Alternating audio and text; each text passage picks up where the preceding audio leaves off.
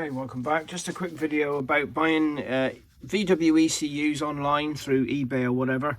Even if you get exactly the right part number, you must make sure that the supplier gives you the VIN number or the registration number of the vehicle. If they can't do that, you could be getting the ECU fitted to the vehicle and finding the vehicle still won't start because it is the wrong one, even if it's an emo off. Okay, so this one here, this has come off of a VW Passat BW11 EVT. Okay, so it's an 11 plate Passat, 6-speed manual gearbox. Now that number, right, this is a no communication.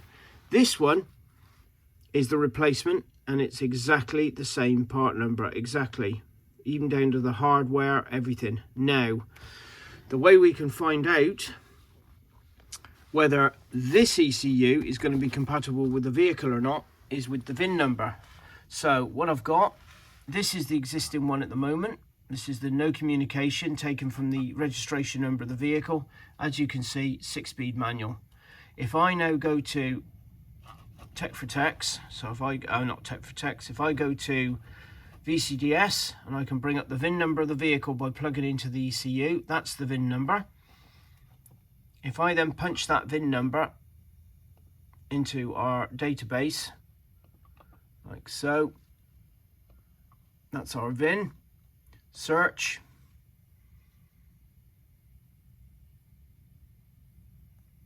wait for it to come up, there we go. So YGZ3673, VW Passat, exactly the same engine as well, CFFB engine, but down the bottom, it's a 6-speed semi-auto. This 6-speed semi-auto ECU will not work in a 6-speed manual. Now, if you know better, you let me know in the comments. I have already done an emo off on this one, plugged it into the vehicle. First thing it says is put your foot on the clutch. Well, it's a semi-auto. The ECU has not got the output for a clutch switch.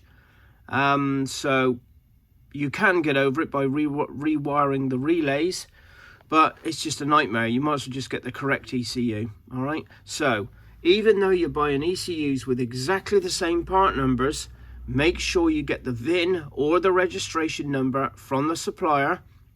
If they can't supply this, then it's going to be hit and miss whether you've got the right ECU or not. Okay, because there's 5-speed manual, 6-speed manual, 6-speed semi-auto, and 7-speed fully auto, and autos will not work in a manual.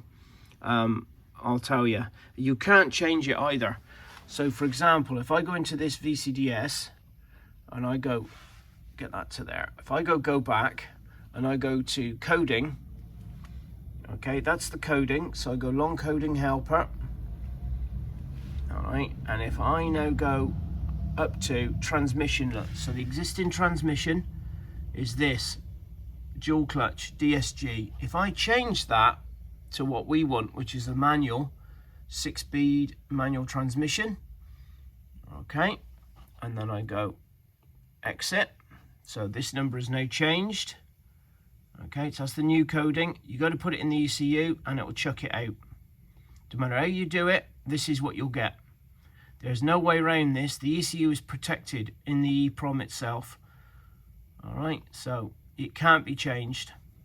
So cancel, get back out of this. Right, so if you would like us to check the VIN number to tell you what ECU you've actually got, just drop us an email, caralarmandradio@gmail.com, with the reg number or the VIN number of the ECU that you've got. I will run it through and tell you whether you've got a manual or an automatic gearbox. Okay, so bear in mind, manuals, 5-speed will work in a manual, 6-speed will obviously work in a manual, but manual ECUs will not work in an auto, and an auto will not work in a manual. Okay, so thank you for watching.